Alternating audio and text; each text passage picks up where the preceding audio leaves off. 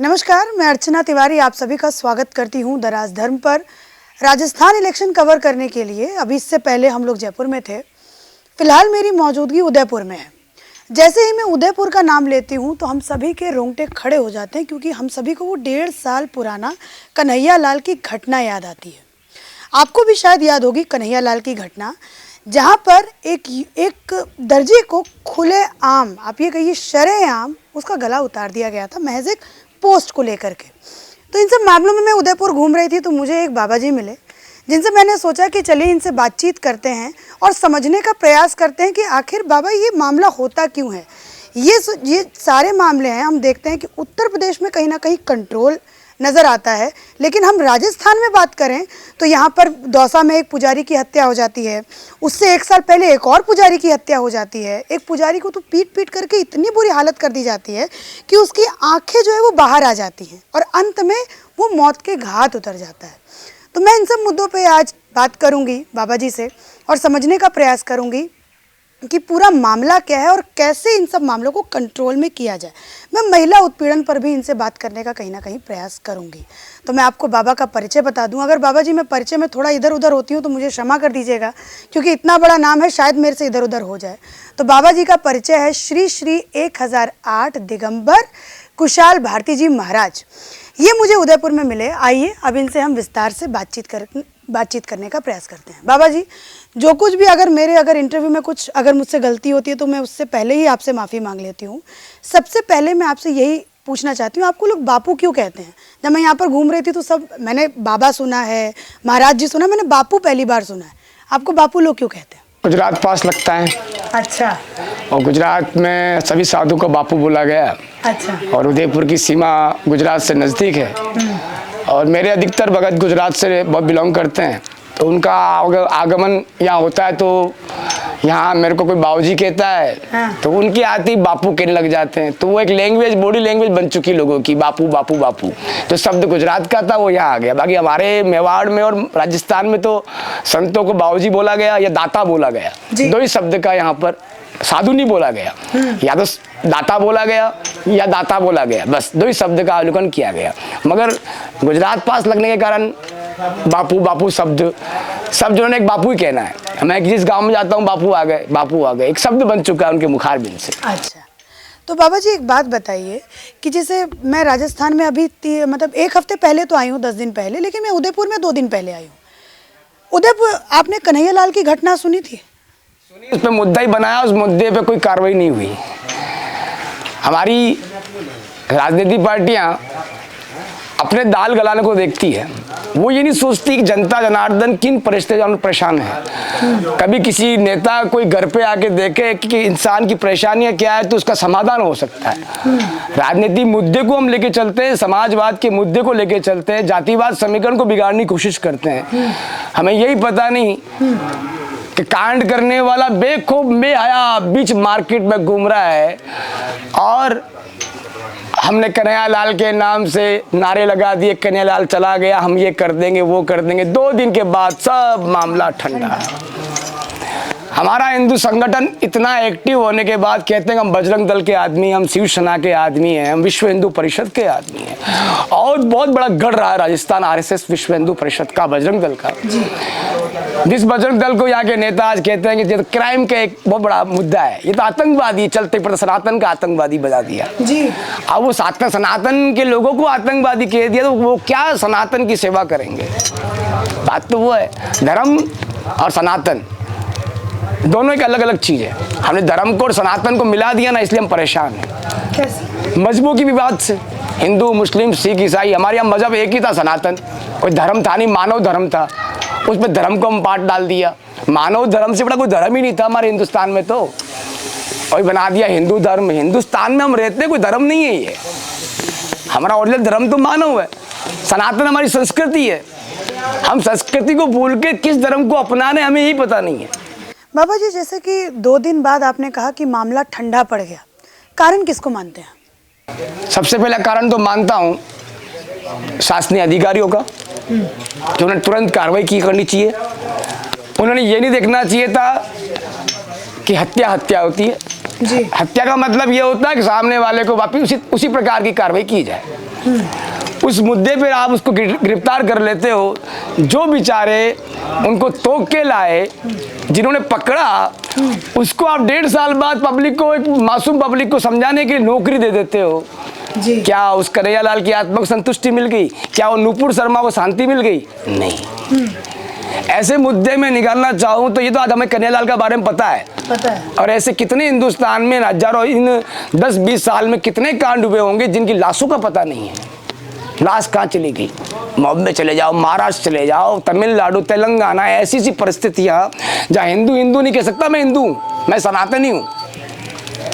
तो जबरदस्ती वही वामपंथी वाला हाल है कि घर छोड़ो हमारे घर में आ जाओ, क्योंकि हमारी सनातनी 5 रुपए में हम बिक जाते हैं, 500 रुपये गेहूं के अंदर हम बिक जाते हैं। हमें यही पता नहीं हम क्या डिसीजन लेना चाहना है, हमें कहाँ जाना है, हमें क्या करना है, कोई पता नहीं।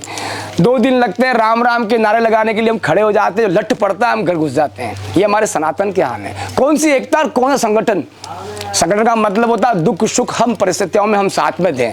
आज कन्हैयालाल के साथ कांड हुआ, पूरा उदयपुर एकजुट होकर खड़ा हो जाता ना तो तुरंत वो कार्रवाई होती।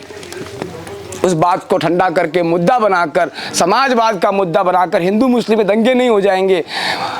अरे मुसलमान लोगों ने बकायदा ये कहा इस कन्हैयालाल के हत्यारों को मारा जाए, मगर हमारा हिंदू कोई बोलने खड़ा नहीं हुआ। हाँ। मुसलमान बोले कि जो हुआ जो गलत हुआ, मगर हमारा सनातनी नहीं बोला कि कल मेरा नंबर नहीं आ जाए कहीं। मैं आपको एक बात बताऊं बाबा जी, मैं जब यहाँ पर घूम रही हूँ उदयपुर में, जब मैं लोगों से बात कर रही हूँ कि भाई कन्हैयालाल का कांड हुआ तो आप लोगों पर अब कितना फर्क, मतलब ये कुछ नहीं जी, कन्हैयालाल का कांड हुआ तो हमें क्या लेना देना, उससे हमारे घर का थोड़ी गया था। इस पर क्या कहेंगे? सरकार ने व्यवस्था ऐसी बना दी, कन्हैयालाल के परिवार को खरबों रुपए दे दिए, करोड़ रुपए दे दिए, बात मुद्दा बनना खत्म होनी है। सही बात। पैसा बंद कर दिया, पैसा दे दिया तो कोई बोलने वाला है नहीं। परिवार के आदमियों को जो व्यवस्था ही नहीं चाहिए, 100 गुना व्यवस्था दे दी आपने। ऐसे भीलवाड़ा में कांड हुआ। कौन सा कांड बाबा जी? भीलवाड़ा में एक बच्चे को मार दिया गया आज के साल भर पहले। फिर उसके भाई ने आया, उसके भाई ने उसको मार दिया। ऐसा कब तक चलेगा? मारना एक हिंदू मुसलमानों को मारेगा, मुसलमान हिंदू को मारेगा। ऐसे विवाद खत्म नहीं हो सकता। यदि कट्टरता बिल्कुल कट्टरता में आ जाए, कौन किसमें दम में पता लग जाएगा। हिंदू कितना दमदार है, मुसलमान कितना दमदार है, समझ सामने आ जाएगी। और क्या है, आप जब ऐसे एक निरपक्ष न्याय की जब बात करते हो, एक आदमी जो कोई बिना हथियार लेके बैठा हुआ हो उसको बीच मार्केट में आप मार के आ जाओ और समाज हमारा देखता है, तो इस जगह मैं अपने समाज को गलत मानता हूँ, मुसलमान समाज को नहीं। मुसलमान समाज ने तो वहाँ मुद्दा बनाया बाकायदा, और मुसलमान समाज ने ये बोला इस गंदगी को घर से बाहर नहीं डाला जाए, वहाँ पर जेल में और सड़ा के मार दिया जाए। मगर कोई हमारा हिंदू बोला कि यार ये गलत हुआ है। और अभी भी आप उदयपुर में जाके आइए, उदयपुर में कोई कह दे कि यार ये नहीं मेरे क्या लेना देना। क्यों? कि डर इसका है कि कहीं मुसलमान कल मुझे आके नहीं मार। बाबा एक और बात, जैसे मैं उस इलाके में गई, गौजर रियाज के मैं इलाके की बात कर रही हूँ, पहाड़ी पर जो है, जब मैं उस इलाके में गई तो वहाँ पर मैंने देखा कि मैंने कुछ हिंदू भाइयों से मैंने बात करने का प्रयास किया कि आप लोग इन इलाकों में किस तरीके से रहते हैं, ज़रा आकर के मुझे बताइए कि क्या परेशानी होती है, क्या कुछ है। कोई सामने नहीं आया। तो इसका सबसे बड़ा कारण आप किसको मानते हैं? खुद हिंदू समाज को, या फिर ऐसी सरकार को जो इस तरीके से न्याय प्रशासन की व्यवस्था नहीं बना पाई कि आज ये घटनाएं हमें देखने को मिलती हैं? मैं जानता हूँ सरकार क्या करेगी। सरकार संघ पे चलती है ना। सरकार के सामने हम कोई विधायक या कोई सांसद है, कोई मुख्यमंत्री है, सीएम है, पीएम है, हम लोग उसके सामने कोई अपना संगठन मजबूत करके जाएंगे कि क्यों सुनवाई नहीं होगी। आज हम शासन अधिकारी को गुनाह माने या कोई सरकार को गुनाह माने, कांग्रेस बीजेपी को गुनहगार माने, ये गलत है। हमारा हिंदू एक नहीं था, हमारा सनातनी एक होता तो आज ये कांड नहीं होते। और आज आए दिन लव जिहाद हमारे हिंदुस्तान में, राजस्थान में होता है। आए दिन एक बहन बेटी को मारा जाता है। कौन सा कानून हमारा? ये क्या है? ये आज 3 साल के अंदर जितनी अस्पृश्यता हुई, 3 महात्मा मारे गए। 3 साल में आत्महत्या करके मरे। मामला निकला तो एक ही मामला कि लास्ट में बाबा ने आत्महत्या कर ली। आत्महत्या क्यों की इसका कोई पता नहीं, अभी तक कोई रिपोर्ट नहीं। कहाँ की घटना? ये राजसमंद की घटना है। राजसमंद के 2 वैष्णव महात्मा मरे आत्महत्या करके। और कार्रवाई कुछ हुई? और करवाने के बाद पता लगा तो कोई ना कोई सामाजिक लोग और चरित्रहीन लोग जुड़े हुए थे। उसकी बाबा की चरित्रहीनता बदनामी कर दी जबरदस्ती। बाबा गुनहगार है। बाबा की उम्र 60 साल की, वो 60 साल में क्या चरित्रहीनता करेगा जिसने जिंदगी में घर नहीं देखा, जो जंगल में रहता है, और उसको आत्महत्या करनी पड़ी। ऐसे कितने ही कांड मैं राजस्थान का निकाल के बता दूं। आए दिन बाबा जी आप बांसवाड़ा डूंगरपुर में वो हालत बिगड़ी पड़ी है लव जिहाद के नाम से और वामपंथी के नाम से। आए दिन बहन बेटियों को ईसाई बना दिया जाता है। हमारी सरकार क्या कर रही है? आपको ये पता है कि ईसाइयों से फंड आ रहा है, आपको ये पता है कि मुसलमानों को फंड आ रहा है, तो रोक दो ना उसको। क्यों नहीं रोकती है सरकार? इतनी शक्ति कहाँ पर कमजोर है? सरकार को अपनी वोट बैंक को देखना है। एक तरफ तो बीजेपी बात करती थी कि हम केवल मुसलमानों को वोट नहीं देगी, मुसलमानों को टिकट नहीं देगी। अब क्या हो गया? तुम भी उन्हीं के बराबर हो गए। फिर तुमसे अच्छी कांग्रेस अच्छा ही है फिर तो, जो कट्टरता चल रही है तुम्हारे सामने। मानते हैं आप कट्टरता से चल रही है कांग्रेस? आज मैं एक बात मानता हूं, कांग्रेस की धतुदृष्टि को देखा जाए, ऊपर के कमान मेन कमान को देखा जाए तो गलत मानते हो आप लोग। आपकी सानिकता से देखा, मनुष्य योनि के अनुसार, मानव की सोच के अनुसार कहते हैं गहलोत गलत है, फलाना गलत है, वो गलत है। एक बार गद्दी बैठ के देखो गद्दी चलाना क्या होता है। इंदिरा गांधी का टाइम था, इंदिरा गांधी का समय था, उस समय में जो परिस्थितियां आई वो उसको पता है, हमको थोड़ी पता है। हम लोग बातें कर देते हैं, ऐसा नहीं, ऐसा नहीं, ऐसा होना चाहिए, वैसा नहीं चाहिए। एक बार आप राजगद्दी बैठ के बताए राष्ट्रीय सियासत को चलाना क्या होता है, वो हमें पता लगेगा। राष्ट्रीय सियासत होता है क्या है। मैं किसी सरकार के बारे में नहीं कह सकता हूँ, कोई सरकार मेरी दुश्मन नहीं है। सही बात है। मैं एक साधु हूँ, मेरे लिए बीजेपी एक समान है, कांग्रेस भी एक समान है। मेरा काम है न्याय दृष्टि, न्याय दृष्टि के अनुसार जो गलत है गलत है। भले बीजेपी गलत है, कांग्रेस गलत है, मैं दोनों के लिए बोलूंगा। मैं पर्सनली एक सब्जेक्ट पर नहीं चल सकता हूँ कि हाँ बीजेपी जय हो, कांग्रेस की जय हो। मेरे लिए दोनों एक समान है। बाबा जी अभी आपने कहा कि ये आप सब कुछ देख रहे हैं तो क्यों नहीं कुछ कर पाते, ये सरकार अगर कट्टरता से चलती है। तो मैं इस पर ही मतलब पूछना चाहती हूँ, क्या सच में राजस्थान की सरकार के अंदर एक कहीं ना कहीं पक्षपात है? जातिवाद की पक्षपात है, वामपंथ की पक्षपात है, समाजवाद की पक्षपात है। पक्षपात में किसकी बात नहीं करूं। आप कानून हो रहा है, कानून की तहत के अनुसार ये गुनहगार है तो गुनहगार के अनुसार गुनहगारी क्या उसका नियम बना होना चाहिए। कानून बना हुआ है, धाराएं बनी हुई है, उन धाराओं का उपयोग क्यों नहीं करते हैं? आप तुरंत वहीं इसको फ्री क्यों कर देते हैं? शायद वोट बैंक की बेड़ियों ने उनको जकड़ रखा है बाबा जी। मगर वोट बैंक आप, मैं मानता हूँ वोट बैंक आप आपके लिए जकड़ रहे हो, कोई समाज को देख के नहीं जकड़ रहे हो। कभी ये सोचा कि मासूम बच्चे की हालत क्या होगी, उस बहन बेटी की हालत क्या हुई? ये हम विचार थोड़ी करते हैं। हमें ये पता है कि जलावाज हो रही है, 10-20 लाख पकड़ा दो, शांत हो जाएंगे। ये कब तक दोगे? पैसा तो हमारा ही है ना, समाज का ही है ना। कि तुम घर से लाए नेता लोग, कि तुम्हारे घर पे बैंक चल रहा था, आया समाज से था ना। समाज के पैसे को तुमने समाज में दे दिया। एक इंसान की गलती को बंद करने के लिए तू 20 लाख, 25 लाख, 30 लाख पकड़ा चुप कर दिया। आपको लगता है ये पैसे जो हैं वो चुप होने के लिए दिए जाते हैं? और किसके लिए दिए जाते हैं? लगता नहीं, सच्चे कड़वा सत्य है, ताकि वो बाहर नहीं निकल पाए, ताकि वो खुले आम मैदान में नहीं बोल सके कि मेरे साथ ऐसा हुआ। नौकरी दे दी। अरे तुम्हें ये पता है कि उसकी एजुकेशन क्या है, वो कौन सी क्लास तक पढ़ा हुआ है? मैंने नौकरी दे दी। नौकरी की जगह तुम उसके आदमी को जिसने मारा उसको गिरफ्तार करके उसको फांसी चढ़ाते, तो अगली बार कोई कानून ऐसा कर्म नहीं करता। लव जिहाद जितना होता है, आए दिन आप फांसी चढ़ाओ ना, लव जिहाद होना बंद हो जाएगा। कट्टरता हमारे में होनी चाहिए।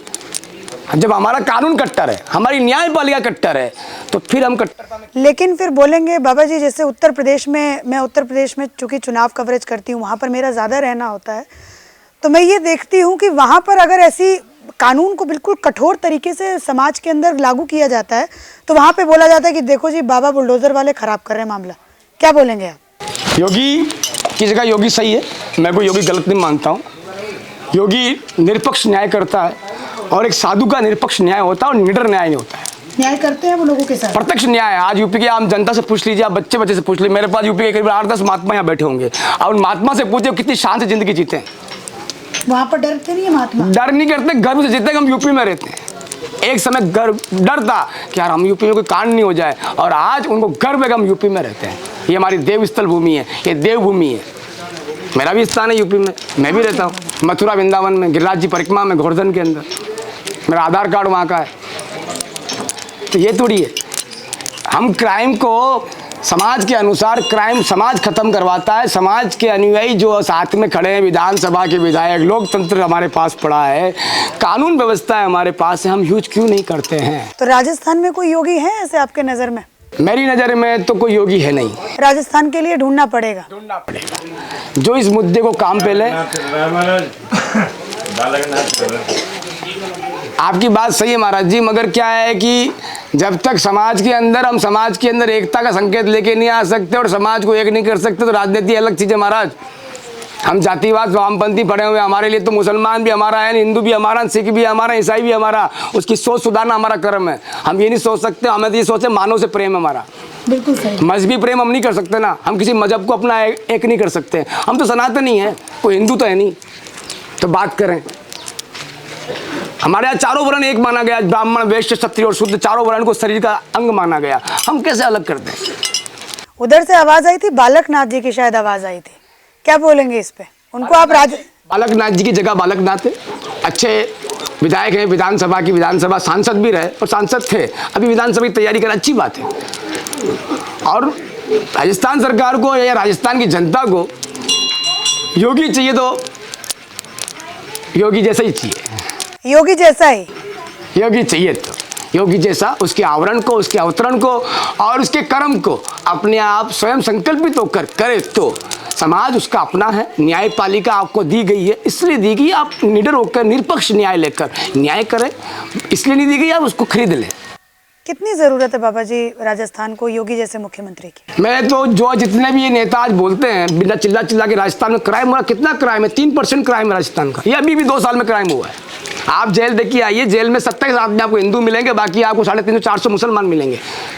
कहाँ से गेलो सरकार ने तुम्हारे मुसलमान को नहीं भरा, हिंदू को नहीं भरा?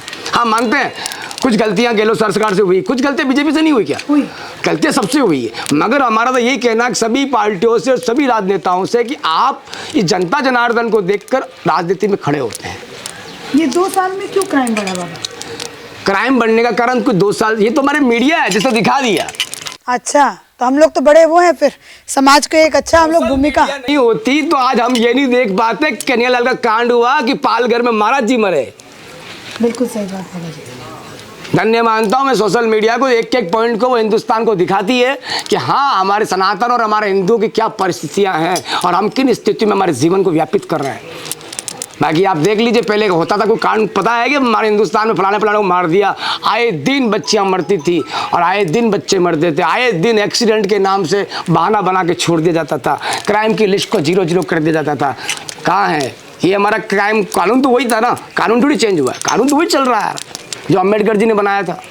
न्यायपालिका उन्होंने तैयार की थी, वही न्यायपालिका चल रही है। और हमारी न्यायपालिका तो सतयुग की है, भगवान गौतम के द्वारा बनाई गई, उसी न्याय को देखकर इन्होंने न्यायपालिका बनी। कोई स्पेशल न्यायपालिका थोड़ी लेके आए ये लोग। भाई हमारी न्यायपालिका गौतम के द्वारा चली है, भगवान गौतम ने न्याय बनाया, कोई स्पेशल हमने नहीं बनाया, मगर हमने उस न्याय को भूल गए। अब इस मुद्दे पे हमारे शंकराचार्य निस्लानंद जी महाराज ने हिंदू राष्ट्रीय कानून के ऊपर मुद्दा बना रखा है और कानून की प्रणाली पूरी उन्होंने तैयार कर दी गई है। मगर बीच में हमारे धीरेन्द्र शास्त्री जी भगवान के भगवान, जगत के भगवान, इस हिंदुस्तान की जनता ने भगवान बना दिया एक ब्राह्मण पुत्र को, जो चिल्ला के कहता है मैं ब्राह्मण हूँ यार, मैं कोई साधु नहीं हूँ। वो कहता है तो भी हमारी मासूम जनता तुरंत उसको भगवान मान ली। क्या उसने कहा तुम्हें भगवान मानो? मैं नहीं, मगर हमने मान लिया। हमें यही पता नहीं कि ईश्वर कौन है। हमें राम नाम का पता है, राम हमारे भगवान हुए, कभी हमारे राम के चरित्र के बारे में हमने पढ़ा नहीं, सोचा नहीं, विचारा नहीं, मंथन किया नहीं। हम केवल एक फिजूल की चर्चाओं में रहते हैं, इसने कैसे बिगाड़ा और ये कैसे बिगड़ गया, उसका समाधान हमने निकाला। और जिस दिन समाधान निकलने लग गया तो मेरा वादा है क्राइम लिस्ट 0% हो जाएगा हिंदुस्तान का। बाबा जी, जब मैं आपके पास कल शाम को, मैं आपको बताना चाहती हूँ, मैं बाबा जी की मैंने आरती देखी और ऐसा लग रहा था कि मान लीजिए मैं भूल गई थी वो आधा घंटा 45 मिनट्स तक मैं कहाँ पर, मैं पूरी लीन हो गई थी और इतनी अच्छी वाइब थी कि मैं आपको क्या बताऊँ। लेकिन एक मैं सवाल उससे पूछना चाहती हूँ बाबा जी, मुझे बाहर जाके खड़ा होना पड़ा था, ऐसा क्यों? मेरे यहाँ भगवती माँ स्वरूपा, सभी बहन बेटियाँ एक इज्जत स्वरूपा है और मैं सभी बहनों को अपनी माँ स्वरूपा मानता हूँ। मैं नहीं चाहता हूँ क्योंकि ये एक पूरा अपार मंडल होता है, समझ रहे हो, जहाँ पुरुष आगमन स्वरूप बनाया गया है और स्त्री एक देवी का स्वरूपा है। पूजा की जो घटकर्म की विधानता है और ये देवता का जो स्थल है, यहाँ पुरुष का विधान मान्य है और स्त्री को देवी का रूपा माना गया। इसलिए हम नहीं चाहते कोई उसको टच करे, कोई धक्का मारे, कोई ऐसा करे तो एक साइड में अपनी लाइन लग जाए। क्या बात है, और कोई बात नहीं, क्या सोच है। देखिए हमारा सनातन कितना डीप है। इसका मंथन नहीं है ना कोई इस बारे में कि बहन बेटियों को बाहर क्यों निकाल दिया। हम भी एक माँ की कुख से निकले, हमारी कोई ना कोई बहन होगी, धर्म की बहन, कितनी लाखों बहनें होगी, ऐसा नहीं है। मगर जो हमारा सनातन कहता है, सनातन की दृष्टि से नर को नारायण माना गया और नारी को देवी माना गया, और किसी धर्म में नहीं है, मगर हमारे धर्म के अंदर है और आज भी मान्य है। हमारा सनातन का नागा बाबा वही मानता है जो उसके सनातन ने सिखाया है कि सनातन की संस्कृति सतयुग से, कोई कलिकाल की नहीं है, वो सतयुग की संस्कृति चलते हैं। तो उस परंपरा में नारी को देवी माना गया, देवी रूपा के रूप में जितना उसको अप्रश रख सके और जितनी उसको मर्यादा दे सके, वो हमारा कर्म है। बाबा जी, जब मैं यहाँ पर रात में घूम, समय तो नहीं हो गया साहब, 12-15 पर इनका वो है, कितना समय हो गया? समय है, अभी है। बाबा जी, मैं 5 मिनट और आपसे बात करना चाहूँगी। राजस्थान पर तो मैंने बात भी की, ठीक है, लेकिन अब मैं ये बात करना चाहती हूँ, जब मैं यहाँ पर 11:30 बजे तक थी, मैं 11 बजे 11:30 बजे तक थी, तो मैंने देखा यहाँ पर पहले सड़क वगैरह नहीं थे, और जब आप आए 5 महीने पहले तो यहाँ पे नई नई सड़क भी बन गई, सब कुछ। ये कैसे हुआ बाबा जी? ये तो मैं बड़बड़ेश्वर महादेव की सिंह अनुकंपा मानता हूँ। जिस जगह मैं बैठा हूँ, या पूरी नेगेटिव एनर्जी थी, गलत काम होते थे, नशे का अड्डा बना हुआ था, चरित्रहीनता के काम होते थे। जब से मैं आया, मेरा क्या परमात्मा की इच्छा थी, इसलिए मैं यहाँ पहुँचा। भाई मैं क्या आने वाला हूँ, लाने वाला भी वही और ले जाने वाला भी वही और कराने वाला भी वही था। मगर जो यहाँ की परिस्थितियाँ देखी, समाज यहाँ आना पसंद नहीं करता था। गिनती के लोग 2, 5, 3, 4, क्या पता मेरे संजोग के आने से रोड़े बनी, या पहले कोई नियमित एक कर्म लिखा हुआ था कि यार बाबा आएगा और इस सब की व्यवस्थाएं बनेगी। ये सब बड़बड़ेश्वर की इच्छा थी और इसके कारण बना है, और मैं नहीं कह सकता इस बारे में। हाँ, सो बात की बात, मुझे पता भी नहीं है कि कैसे बन गया अचानक, ये सब इसकी इच्छा से हुआ। आज लाखों की भीड़ आती है यहाँ पर? आती है, या कोई नहीं आता तो आज लाखों के भी लोग भी आते हैं, हजारों लोग आते हैं, जाते हैं, दिन भर चलते हैं, अच्छी बात है। चलो, स्वयंभू बड़बड़ेश्वर महादेव जो केदारनाथ के रूप में पूजा जाता है इस मेवाड़ का, उसकी पूजा तो हुई, लोग समझ तो पाए कोई महादेव हैं। हम उदयपुर में रह रहे हैं, हमें ये पता नहीं कि यहाँ बड़बड़ेश्वर महादेव है। यहाँ हजारों लोग ऐसे आते हैं, उनको ये पता नहीं बड़बड़ेश्वर है यहाँ पर। आपने इस जगह को ही क्यों चुना बाबा जी? मैं चतुर्मास करता हूँ, चतुर्मास का मेरा विधान है, मैं प्रकृति को चुनता हूँ, जहाँ प्रकृति मिल जाए, और सबसे बड़ी बात स्वयंभू महादेव मिल जाए, उसके बाद शमशान मिल जाए, जहाँ कहते हैं प्रकृति और शम और शान, इस शरीर की शान के लिए वही समझ सकता है। और तीनों चीज़ मुझे यहाँ मिल गई, इसलिए मैंने इसको चुन लिया। प्रकृति मिल गई, स्वयंभू मिल गया, मसान मिल गया, और हमें सन्यास को क्या चाहिए। और रही व्यवस्था है आगे की, वो परमात्मा करता है, कि परमात्माओं की व्यवस्था पर हम जीते हैं, और जनता जनार्दन हमारा सहयोग करती है, उससे सबके कर्म चलते हैं। कोई साधु अपनी जेब से लगाते तो है नहीं है, कि साधु की कोई फैक्ट्री चलती नहीं है, सब व्यवस्थाएं जनता जनार्दन की होती है। पर साधु कर्म ये इतना होता है, उसको सुचारू रूप से चलाना, उसको बिगाड़ना नहीं, उसको व्यवस्था बना के रखनी है। बाबा जी, अब आपका समय भी हो गया आरती का, और यहाँ पर जितने मैं लोग भी देख रही हूँ, आप कैमरा घुमा करके दिखा दीजिए। जैसे यहाँ पर कन्हैया लाल की घटना हुई 1.5 साल पहले, फिर उसके बाद यहाँ पर बच्चियों का बलात्कार, मैंने जब इंटरनेट पे लिखा most rape case in India, तो राजस्थान पहले नंबर पे आया, पहले नंबर पर राजस्थान आया। तो इन लोगों को आप क्या समझाना चाहते हैं, या फिर समाज में आप क्या एक ऐसी, तो एक ही कहना है मेरी बच्चियों से और मेरी बहन बेटियों से, कि इन वामपंथियों को तुरंत जवाब नहीं दोगी तो कल तुम्हारे घर का नंबर है। और हिंदुओं का भाइयों का एक ही कहना कि अपने बहन बेटियों को संभाल लो, आए दिन ये कांड नहीं होंगे, और इनको हाथों में हथियार दो, किताबें नहीं। किताबें नहीं? कैसे नहीं? वो किताबें कैसे बोल? मैं पुस्तक के सम्मान दृष्टि के अनुसार, एक हाथ में शिक्षा, दूसरे हाथ में बल भी चाहिए, बाकी तुम लड़ नहीं पाओगे इससे। शिक्षा की जगह विधानता, हमारा कर्म है शिक्षा पाना है, मगर जब तक शरीर का बल प्रबल नहीं होगा, जब तक आप इनसे लड़ना पसंद नहीं करोगे, ना लड़ सकोगे। कल आए दिन ये कांड होंगे।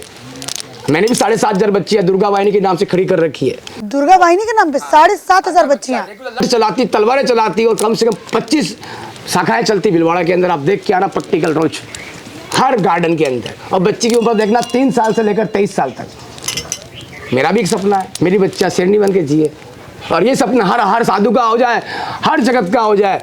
तो हमारे हिंदुस्तान में लव जिहाद तो क्या, किसी की औकात नहीं कि हमारी बहन बेटी को गले आँख से आँख मिला के देख ले। बहुत बहुत धन्यवाद बाबा जी, बहुत बहुत धन्यवाद कि अपना कीमती समय आपने मुझे दिया। महाकाल, ओम नमो नारायण, जय मेवाड़, जय।